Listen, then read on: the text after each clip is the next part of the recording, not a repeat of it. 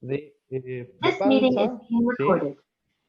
Por dolor de justamente de tripa, que es lo que hacen que vaya repetidas veces a la guardia del hospital, a la unidad de pediatría. Pediatría hace todos los estudios, confirma de que no hay nada, ¿sí? Acá, entonces hacen la derivación nuevamente a la parte de psicología. Cuando yo estoy evaluando todo lo que es el screening semiológico, le pregunto a mamá y papá, le digo, bueno, esto pasa todos los domingos por la tarde. Perfecto. Una vez dicho esto, yo empiezo a decir, bueno, acá puede haber una sintomatología de bullying, pero lo que primero hacemos es ver si se corresponden, como dijimos en el encuentro pasado, toda la situación o toda la semiología del bullying, ¿sí? Un hostigamiento permanente, una situación de violencia, ya sea física, psíquica o simbólica, y que sea perdurable en el tiempo. Como les había dicho, Camila tenía 7 años y pertenecía a segundo año de la escuela primaria. Cuando empezamos a hacer las primeras entrevistas con Camila, yo siempre lo primero que hago es piso. Técnica que llamamos siempre los psicólogos el floor time, agarrar juguetes, agarrar alguna actividad, para empezar a romper un poco el hielo y no ir con un cuestionario ahí, ¿sí? Sino empezar a entablar lo que llamamos el vínculo terapéutico. Y es aquí donde la niña, donde Camila, ¿qué manifiesta? Que se burlan permanentemente de ella y que esto ya sucedía desde primer grado. Cuando vamos avanzando, la pregunta es, bueno, ¿y por qué no contarle a mamá y papá? O sea, Camila tenía una familia muy bien constituida, padres presentes, un montón de actividades, había rituales de noche, que ya los va a explicar un poco mejor Paula, que tiene que ver con esto de que de a la noche mamá o papá le leían un cuento, estaba todo bien, o sea, había una confianza, habían buenas notas académicas, que de eso después me quiero tomar un minutito, porque cuando vemos que nuestros hijos están bien en la escuela, está todo bien, y por ahí la parte anímica va por otro lado, ¿sí? Finalmente, a través de varias técnicas pudimos establecer que estos dolores de panza en parte eran inventados y en parte eran reales, ¿sí? Dolores de panza, dolor de tripas y este dolor abdominal que la niña manifestaba, en parte era mentira y en parte eran reales, ¿sí? La ansiedad, la angustia, y también se había podido notar insomnio, ¿sí? La chiquita se despertaba a 3, 4 de la mañana y se quedaba despierta hasta que sonara el despertador y sus padres la fueran a despertar para ir al día lunes a la escuela. En reiteradas ocasiones habían tenido que ir mamá y papá a buscarla porque ella manifestaba que tenía grandes dolores abdominales y como ya lo había dicho antes, ¿sí? Esta sintomatología era muy confusa a nivel pediátrico porque si bien ella manifestaba que le dolía, en todas las pruebas clínicas que habíamos nombrado recién, analíticas de sangre, tomografías computadas y hasta una ecografía abdominal, había salido que estaba todo su sistema digestivo en perfecto estado, ¿sí? Y es acá donde decimos hay una sintomatología de bullying. ¿Por qué hay una sintomatología de bullying? Primero porque hay un quebranto anímico, ¿sí? Y después un sentimiento de culpa por tener miedo a llevar un problema a la casa, ¿sí? Estamos hablando de una familia totalmente contenedora. Fíjense que muchas veces los niños y las niñas, ¿sí? No hace falta que sea un contexto feo o un contexto donde no se hable, simplemente por ahí no tiene la confianza para ir y llevar sus problemáticas, ¿sí? Cuando empezamos a indagar bien este tipo de bullying, de qué era, en cuanto a mi práctica profesional, generalmente en niñas hay una violencia que tiene que ver con la burla, una violencia psicológica y una violencia simbólica. En los varones hay más agresividad en cuanto a la violencia física, son más de pegar o de hostigar a través de la violencia física. En el caso de Camila, y volviendo a este caso real, lo que encontrábamos era, a nivel de psicología, ¿sí? O a nivel psíquico, encontrábamos permanentes burlas, desmerecimientos, ¿sí? Permanentes y repetidas bromas hacia su persona, como era ella. Y a nivel simbólico me preguntarán, bueno, ¿y a nivel simbólico qué había? Por ejemplo, no le invitaban al cumpleaños, ¿sí? Es normal, por ahí en Argentina, me dirán después acá o en diferentes otras partes del mundo, cuando un niño o una niña cumple años, lleva una tarjetita, ¿sí? Lleva una tarjetita para invitar a sus compañeritos y compañeritas. A ella nunca le llegaban invitaciones y se lo hacían saber, ¿sí? Le hacían saber que no habían invitaciones de cumpleaños para ella. A mamá y a papá se les pasó esto de, le dijeron, bueno, no le invitan a un cumpleaños, se les fue pasando, ¿sí? Y también recibía cartitas denigrantes, ¿sí? Me iban diciendo, no te vamos a invitar al cumpleaños o a la pijamada que vamos a hacer hoy, no estás incluida. Toda esta situación desembocó en lo que claramente vemos como una situación de bullying en el rol de la víctima. Ahora, la consulta por psicología, ¿sí? Como yo siempre digo, y la importancia que hacemos con estos encuentros, ¿sí? Cuando yo ya veo al paciente, ya hay sintomatología, ¿sí? Ya hay angustia, ya el cuadro ya se creó. ¿Y cómo llega? A través de la derivación de la médica pediatra cuando ve que hace un mes que le está haciendo estudios totalmente invasivos a una niña que orgánicamente, como se suele decir en medicina, orgánicamente está estable y está óptima, ¿sí? No hay patología. El informe era no hay patología. Incluso, y es a lo que yo voy, ¿qué tan fuerte es la ansiedad, la angustia de un niño o una niña de 7 años para que repercute en el cuerpo? Porque entablando una relación y en el pasar de las sesiones con Camila, Camila manifestaba que a veces mentía y decía que le dolía la tripita, pero en realidad esto era mentira, no era tan así.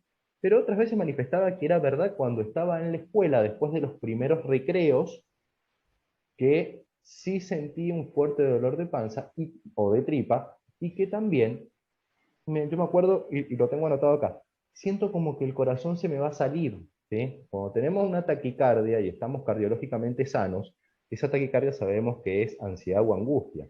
Muchas veces me preguntaron, ¿un niño puede hacer un ataque de pánico? No, no va a llegar a un ataque de pánico. Hay situaciones y situaciones, pero sí hacen pequeñas crisis de angustia donde hay una aceleración del ritmo cardíaco, ¿sí? Que era este golpeteo que ella explicaba cuando pasaba este grupo de agresoras, eran todas mujeres, no habían agresores varones, eran todas chicas.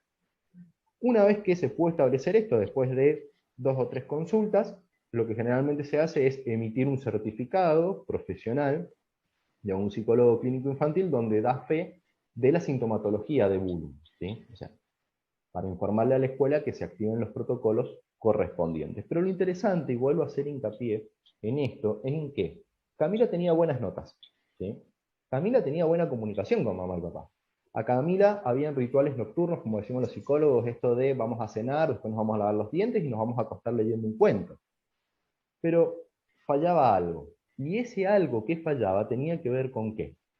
Con la poca, ¿sí?, educación emocional que había. Y esto no se trata de buscar culpables, como yo siempre digo, se trata de anticiparnos para poder solucionar problemas, o mejor dicho, anticiparnos para poder prevenir, ¿sí? A Camila, ¿sí?, le confesó a su médica pediatra que la seguía desde muy chiquitita, le dijo, ¿otra vez me vas a pinchar para sacarme sangre? Es que Camila, si no decís qué te pasa y solo nos decís que te duele la tripa o que tenés mareos, ¿sí?, tenemos que ver si no, tenemos que descartar otros diagnósticos. Y es ahí cuando le confiesa o le dice a su médica pediatra, me molestan en la escuela, y ahí es cuando hacen la intervención directamente a psicología por sospecha de bullying. Acá nadie hablaba de bullying hasta que se pudo hacer un screening o un buen estudio semiológico de qué era lo que le sucedía a Camila. Este es un poco, no sé cómo estoy de tiempo, Paula, porque yo puedo estar 2 horas hablando. ¿Cómo estamos de Un tiempo? par de minutos. ¿Me quedan un par de minutos? Bien.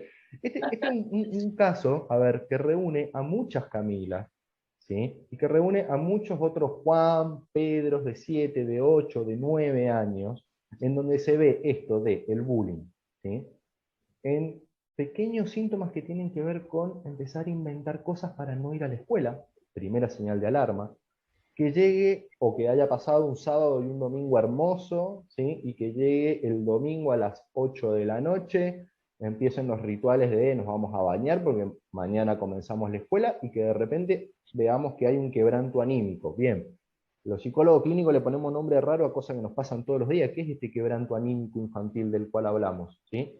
Un niño que de repente se pone triste, viene de pasar un fin de semana hermoso, y a las 8 de la noche automáticamente hay una baja, ¿sí?, a nivel anímico, ¿sí?, se pone triste. O empieza con no quiero ir a la escuela, empieza con estos dolores, empieza con que le duele la cabeza. Y no es un día, porque ojo, ¿qué pasa? ¿No le vamos a creer a nuestros hijos que que le duele la tripa, que le duele la cabeza, que se siente mal un día? Sí, a todos nos puede pasar, ¿sí? A mis hijos también les ha pasado, o sea, a mí me pasa como ser humano. Ahora, todos los domingos, todos los domingos a las 8 nos enfermamos. Y esas son las pequeñas señales de alarma, como mamá, como papá, a las cuales tenemos que estar atentos, ¿sí? O también muchas veces en la parte de la educación.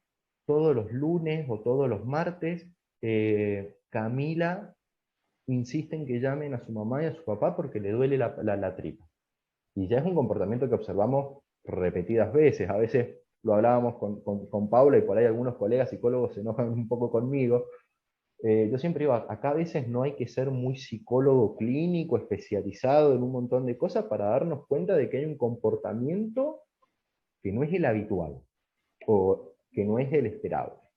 Así que bueno, no me quiero extender más porque ahora viene la parte de Paula, pero sí quería que se viera bien este cuadro de cómo comienza una niña todo un mes, ¿sí?, de despeje terapéutico. El despeje terapéutico son todos estos estudios, sangre, imágenes, estructura, que le hicieron en el servicio de pediatría porque hacía un mes que le dolía la panza, ¿sí?, hasta que finalmente la niña pudo hablar y pudo decir: lo que sucede es que a veces me lo invento y a veces no, porque no quiero ir a la escuela, tengo miedo de ir a la escuela, la paso mal en la escuela, ¿sí? Y acá no veíamos, ¿sí?, acá no vemos una familia que no haya sido contenedora, ¿sí?, acá no vemos una niña que haya tenido un bajo nivel académico, al contrario, ¿sí?, una niña totalmente sola que no quería llevar un problema a la casa y que la solución que le pudo haber encontrado al problema que estaba teniendo, que era víctima de un grupo de agresoras, ¿sí?, de violencia, como dijimos, simbólica y psicológica,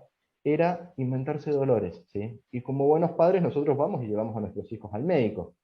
Y la importancia también, y ya con esto finalizo, Paula, lo prometo, de la interdisciplina entre los diferentes profesores, perdón, entre los diferentes profesionales. Acá también la profesora, ¿sí? Acá también actuó la profesora, lo quiero dejar ya para el final para lo que va a ser la semana que viene, cómo se resolvió la situación de Camila, ¿sí? Porque habían otras Camilas más, y habían testigos, ¿sí? ¿Y qué quiero decir con esto?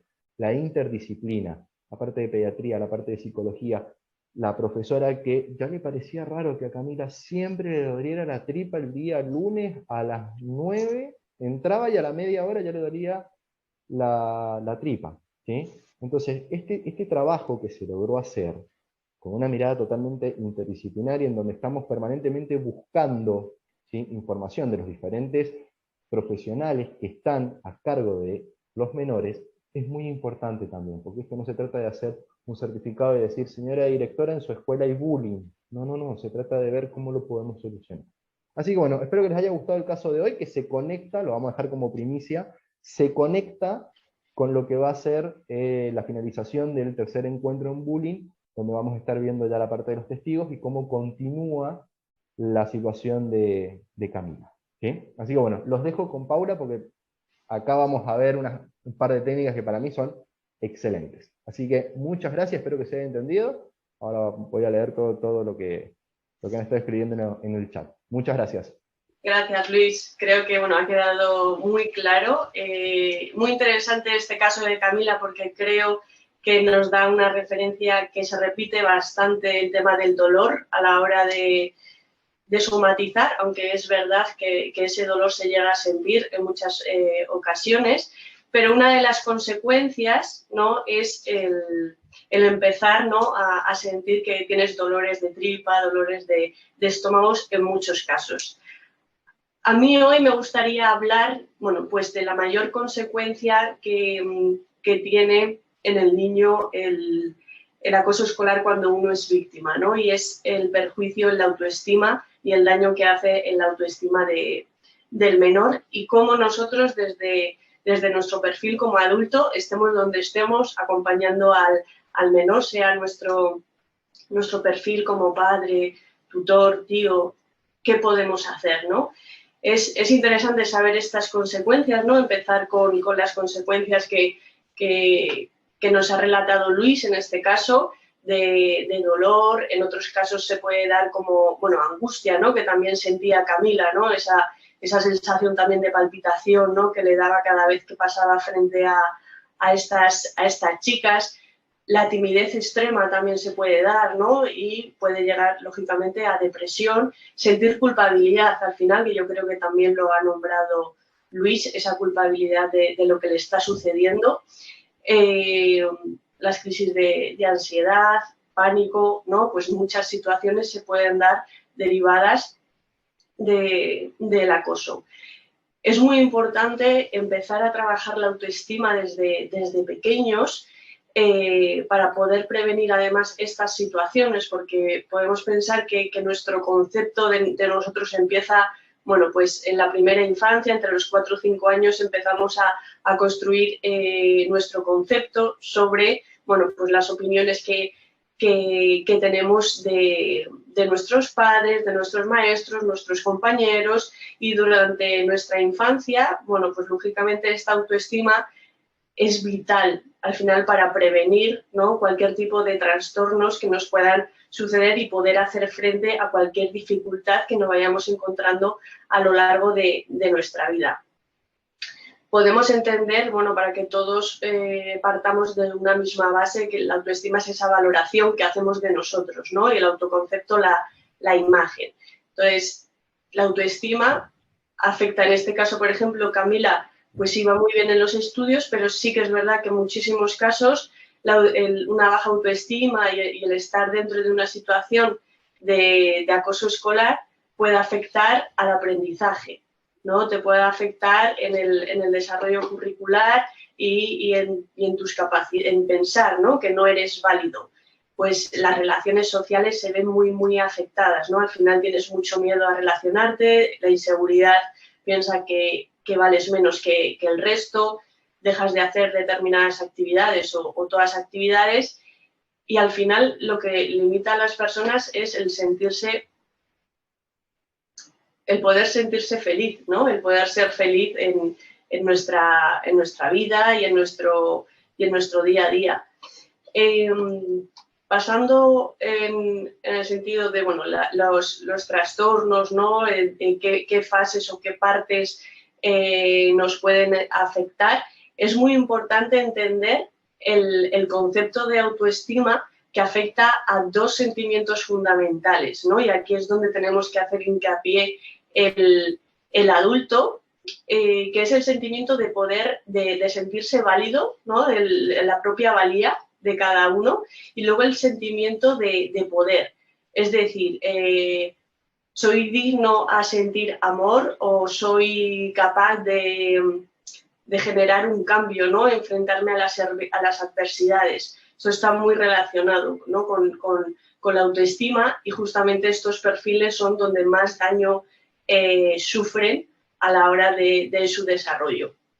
Con lo cual podemos decir que al final la autoestima es como nuestro motor, ¿no?, de vida, de nuestro día a día, que nos hace cumplir y desarrollar determinadas metas, ¿no?, que nos hace poder, bueno, pues lograr, esforzarnos, tener capacidad al final de ser autónomos por nosotros mismos, sentirnos válidos, ser más flexibles mentalmente también y tolerantes, ¿no? Y entonces, bueno, pues influye en estas capacidades que estábamos diciendo, de actitudes, de sentimientos, de relación, de trato, y sobre todo de enfrentarnos a problemas, ¿no? Probablemente muchos de vosotros habéis visto, si no lo vamos ahora a nombrar, que se llama la pirámide de la autoestima, ¿no?, que son como los pilares que tiene la autoestima, y aquí es importante, muchas veces pues decimos, uy, ¿cómo trabajo yo la autoestima, ¿no?, con los niños? Pues esta pirámide viene muy bien, porque al final te desglosa un poco cuáles son las partes y podemos ir trabajando poco a poco con ellos. Esto quiere decir, por ejemplo, los pilares de la autoestima estaría ese autoconcepto, ¿no?, esa imagen que tiene el niño de sí mismo, quién cree que es, ¿no?, qué capacidades cree que tiene, ¿vale? Que esto luego al final os daré un recurso que os podéis descargar para que podáis trabajar con ellos, qué capacidades ellos creen que tienen, ¿no?, a través de un juego. La identidad personal que tiene cada uno de ellos, pues cómo me llamo, quién soy, dónde vivo, ¿no? Esto es un poco la identidad personal desde el inicio. El autorrespeto, ¿vale? Esto es otra parte que podemos ir trabajando poco a poco para que ellos vayan mejorando su autoestima, esa capacidad de respetarse a sí mismo, que es fundamental.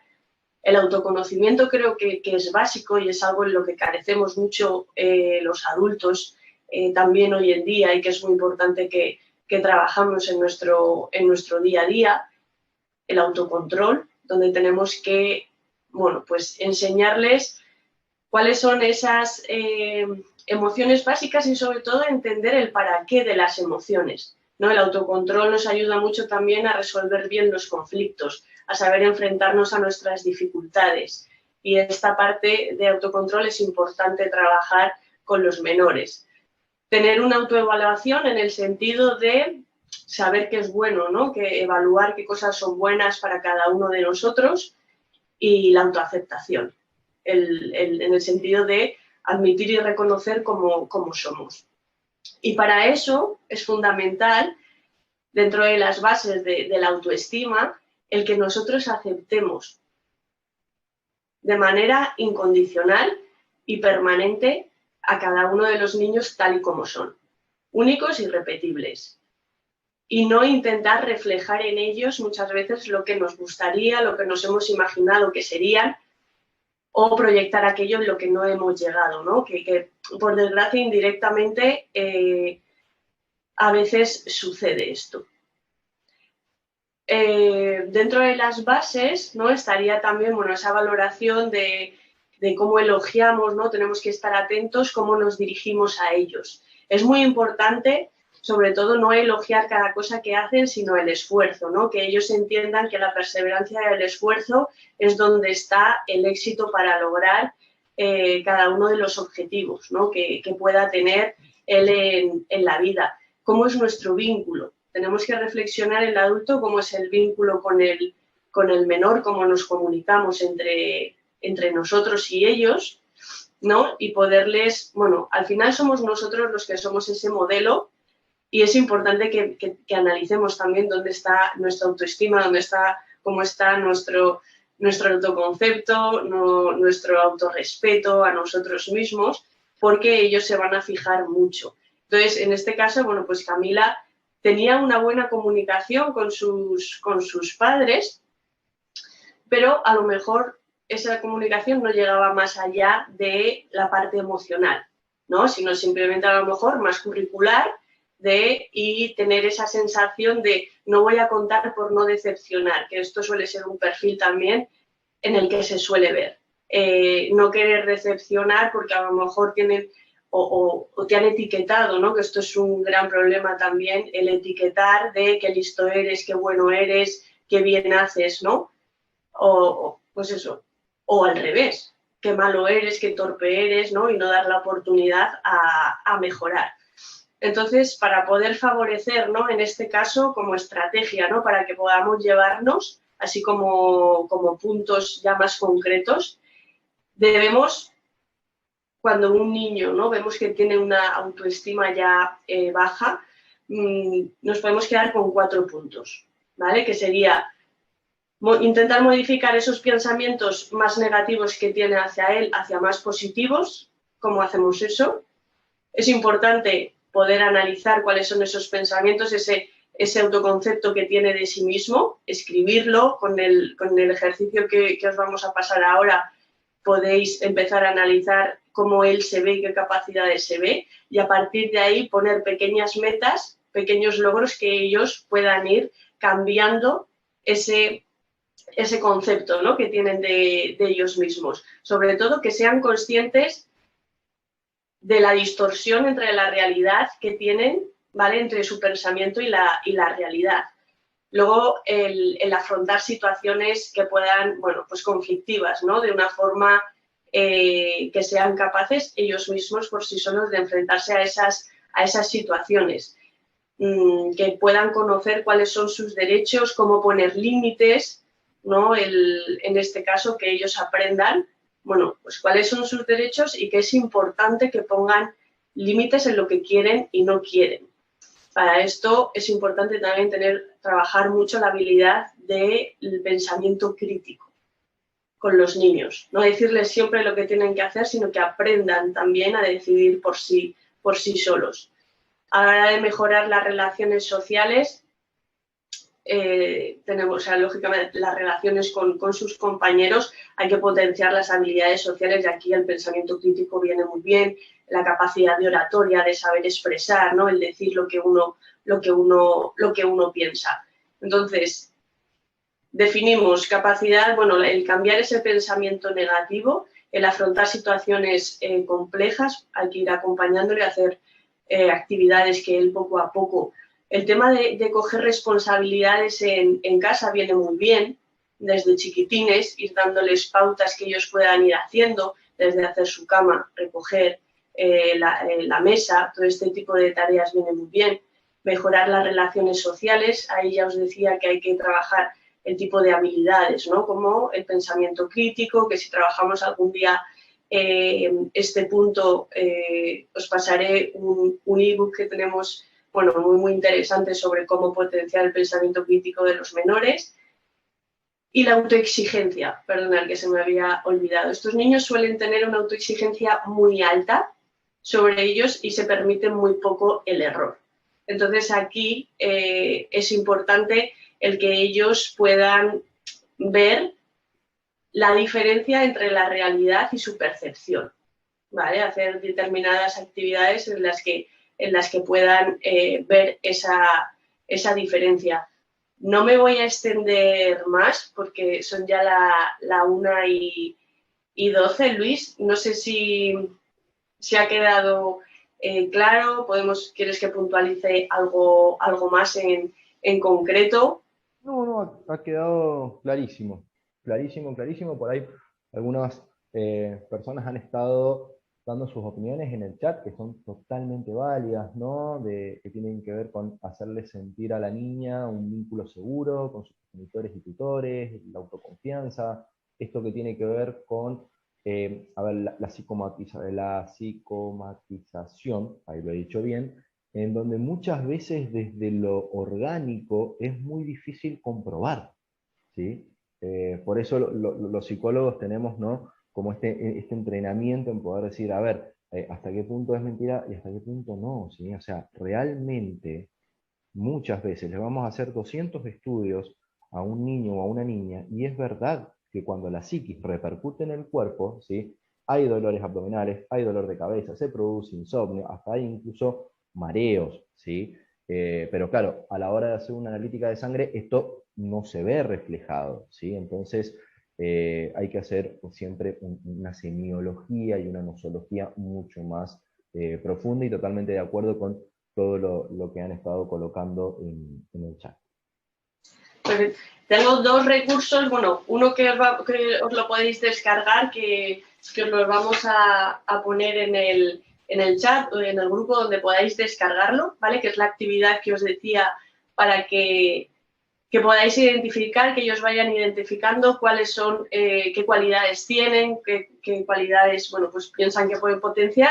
Y luego os traigo dos libros, ¿vale? Que, bueno, con los que yo suelo trabajar bastante, que este está dedicado, se llama El jardín de los abrazos, que es de José Antonio Luengo, probablemente le conozcáis todos, y está muy bien este cuento porque además, bueno, tiene pegatinas con los que el niño puede ir, va interactuando, ¿no? con el libro. Y esto, bueno, pues está muy dirigido, es un cuento para prevenir el acoso escolar, para fomentar la empatía, las habilidades sociales y el desarrollo de la inteligencia emocional de los menores. Con lo cual este lo aconsejo, y también este, que es el gran libro de los superpoderes, con el que nos divertimos mucho y cada uno se puede identificar con las cualidades que tiene. Cada uno, hay diferentes personajes en cada hoja y los personajes, no sé hacia dónde va la página, vale.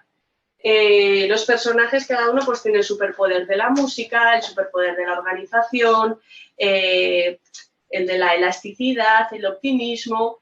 Y entonces está muy bien porque ellos, bueno, pues se ven identificados, y también está muy bien para ponerse metas, porque a lo mejor ahora no son muy optimistas, pero les gustaría serlo, ¿no? Entonces, bueno, coger como referencia a un personaje y cada semana ir viendo si ha mejorado, si no ha mejorado, qué cosas hemos podido hacer esta semana para poder llegar a ser más optimistas. pues al final los libros son siempre un gran recurso que por una parte nos unen mucho con el menor, nos crea una cierta complicidad donde le dejamos expresarse tal y como es, ellos se pueden ver identificados con los personajes, son momentos en los que suelen contar mucho sobre ellos si les dejamos hablar, si les escuchamos y para nosotros es una gran herramienta para poder trabajar con ellos de una manera lúdica y divertida. Con lo cual siempre aconsejo los libros para trabajar con los menores y luego el recurso que os lo dejamos por el chat, ¿vale? Una vez, porque desde aquí, yo es que no puedo dejarlo en el Zoom, me vais a perdonar, pero al grupo de LinkedIn no lo puedo pasar, Luis. Lo dejamos en el grupo donde os habéis inscrito,